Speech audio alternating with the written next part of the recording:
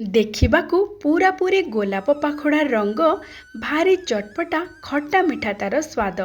ଭୋଜନ ପରେ ଏଥିରୁ ଚାମଚେ କଲେ ଆଚମନ, ବଦହଜମି ପେଟର ଯାବତୀୟ ବିକାର ଦୂର ହେବା ସହିତ କେଶ ତ୍ୱଚା ପାଇଁ ପୁରା ରାମବାଣ। ଦର୍ଶକ ବନ୍ଧୁ ସମସ୍ତଙ୍କୁ କରୁଛି ମୁଁ ପ୍ରଣିପାତ। ମା ଗିଲୁ ହାଣ୍ଡିଶାଳକୁ ଆପଣମାନଙ୍କୁ ବହୁତ ବହୁତ ସ୍ୱାଗତ।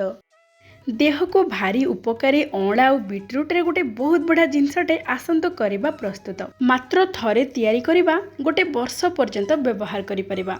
ତ୍ୱଚା ଆଉ କେଶକୁ ସବୁଦିନ ପାଇଁ ସୁସ୍ଥ ରଖିପାରିବା। ଦର୍ଶକ ବନ୍ଧୁ, ସେଥିପାଇଁ ଆମେ ନେବା ବିଟ୍ରୁଟ୍ ଆଉ ଅଁଳା। ଆପଣମାନେ ତ ସମସ୍ତେ ଜାଣନ୍ତି ଅଁଳା ଆଉ ବିଟ୍ରୁଟ୍ ଆମ ଦେହ ପାଇଁ କେତେ ଉପକାରୀ। ସେଥିପାଇଁ ଏଇ ଶୀତ ଦିନେ ବିଟ୍ରୁଟ୍ ଆଉ ଅଁଳା ଯେତେବେଳେ ଶସ୍ତା ହେଇଯାଉଥିବ, ଆପଣମାନେ ନିଶ୍ଚୟ ଏଇ ବ୍ୟଞ୍ଜନଟି ପ୍ରସ୍ତୁତ କରନ୍ତୁ ଆଉ ଗୋଟେ ବର୍ଷ ପର୍ଯ୍ୟନ୍ତ ଆକୁ ବ୍ୟବହାର କରନ୍ତୁ।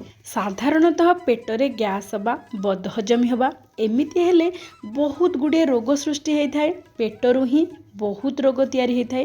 ଯଦି ପେଟ ସୁସ୍ଥ ରହିବ ତାହେଲେ ଦେହ ମଧ୍ୟ ମନ ମଧ୍ୟ ସୁସ୍ଥ ରହିବ।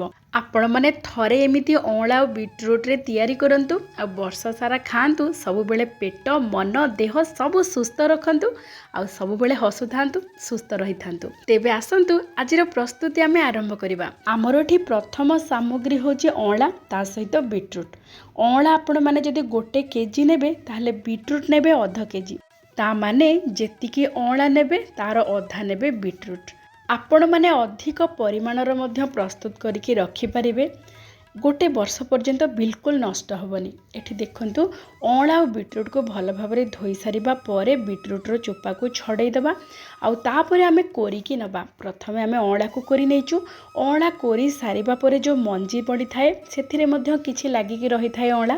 ତାକୁ ଆପଣମାନେ ନଷ୍ଟ ନ କରିକି ସେ ମଞ୍ଜି ଗୁଡ଼ିକୁ ଗୋଟେ ପ୍ରେସର କୁକରରେ କିଛି ପାଣି ଦେଇକି 1 ସିଟି ଆସିବା ପାଇଁ ଛାଡ଼ିଦେବେ। ତାପରେ ତାକୁ ଥଣ୍ଡା କରିକି ଆପଣମାନେ ପିଇପାରିବେ, ନଚେତ୍ କେଶ ଧୋଇଲା ବେଳେ ସାମ୍ପୋରେ ମିଶାଇକି ଲଗାଇ ପାରିବେ। କେଶ ପାଇଁ ବହୁତ ବଢ଼ିଆ ରହିବ।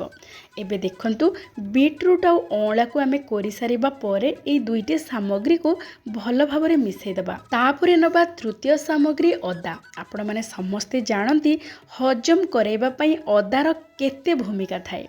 ଅଦା ନିଶ୍ଚୟ ପକାଇବେ। ଅଦାକୁ ଭଲ ଭାବରେ ସେମିତି କୋରିକି ଆମେ ଏଇ ବିଟ୍ରୁଟ୍ ଆଉ ଅଁଳା ସହିତ ମିଶାଇକି ନେବା।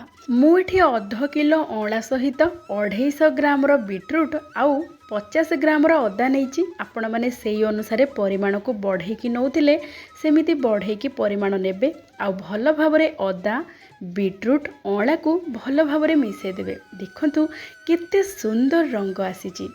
ବିଟ୍ରୁଟ୍ ଯେତେବେଳେ ଅଁଳା ଆଉ ଅଦା ସହିତ ମିଶିଯିବ, ଅଁଳାର ରଙ୍ଗ ଦେଖନ୍ତୁ କେତେ ବଢ଼ିଆ ଦେଖାଯାଉଛି, ପୁରାପୁରି ଗୋଲାପୀ ଗୋଲାପୀ।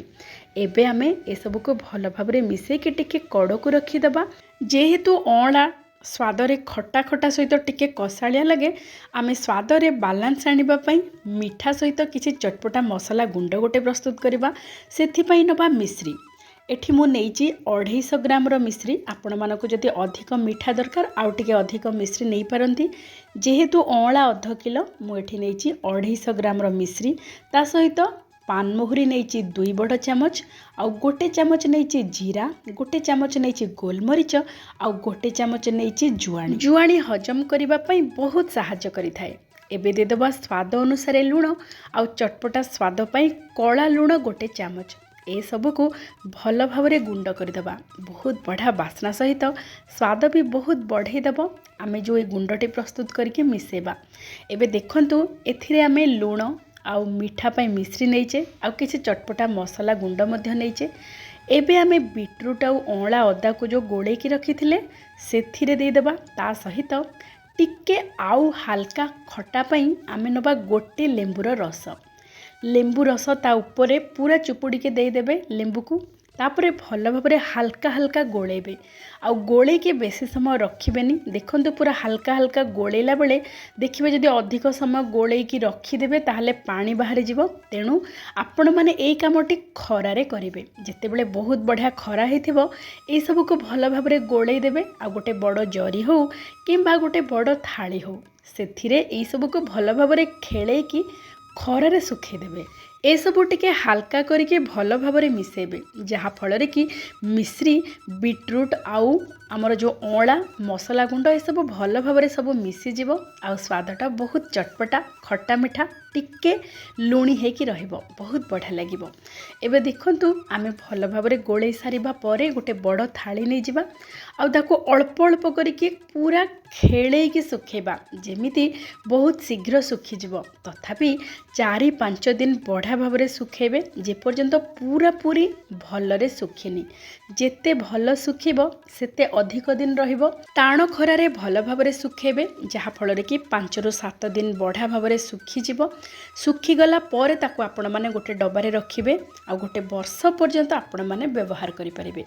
एठी देखंतु सुंदर रंगटा आसीची ना एबे सुखीगला परे देखंतु रंग टिके बदली जाइची हेले भी बहुत सुंदर रंग देखा जाउची बीट्रूट जोगु आ स्वाद तो पूरा चटपटा पूरा जबरदस्त स्वाद टिके खट्टा टिके मीठा आ हल्का लुणी चटपटा एमिति आपण माने थरे प्रस्तुत करंतु आ गोटे वर्ष पर्यंत व्यवहार करंतु। एई जिनस पई आमे जहाँ भी सामग्री नहींचे आपण माने समस्ते जानते देह पई केते भल प्रति सामग्री आपण माने मध्य एमिति प्रस्तुत करिकि सबुदिन भोजन पर गोटे छोट चामच निश्चय खांतु स्वाद तो बढ़िया रहिबो ता सहित आपण मानकर केश आउ त्वचा मध्य चिक चिक करिकि चमकिबो। एबे आउ डेरी काहेकि सबुदिन पई पेटर बदहजमी जाबतीय विकार सहित गैस्ट्रिक प्रॉब्लम को दूर करिबा पई एमिति प्रस्तुत करंतु गोटे थर गोटे वर्ष पर्यंत खांतु आउ सब बेले सुस्थ रुहंतु। विशेष करी शीत दिन रे अँला आउ बीट्रूट प्रचुर मात्रा रे मिले आउ सुलभ दर रे मध्य मिले। आपण माने शीत दिने बीट्रूट आउ अँलार ताजा रस पी परिबे किंतु वर्ष सारा पई तो आउ ताजा रस पी परिबेनी सेथिपई आपण माने थरे एमिति प्रस्तुत करिकि रखि दियंतु गोटे वर्ष पर्यंत खांतु। आपण माने आर आउ गोटे सुंदर व्यवहार मध्य करि परिबे जेमिति कि एथिरु 2 बड़ चामच नेकी ग्राइंडिंग जारे भल भाबरे फाइन पाउडर कर देबे तापरे पानी रे मिसे कि टिके लेंबु रस देके शरबत करिकि पी परिबे खरा दिने। आपण माने मध्य एमिति प्रस्तुत करंतु खांतु समस्तंकु खुआतु सब बेले सुस्थ और निरोग रुहंतु। आजिर प्रस्तुति आपण मानकु केमिति लागिला विनम्रतार सहित अनुरोध निश्चय जणेबे भल लागिथिले लाइक शेयर सब्सक्राइब करबा सहित हाइप मध्य करदेबे। तेबे आजि पई एतिकी पुणी देखावा आउ गोटे चलचित्र रे आउ गोटे व्यंजन सहित। जय जय जगन्नाथ।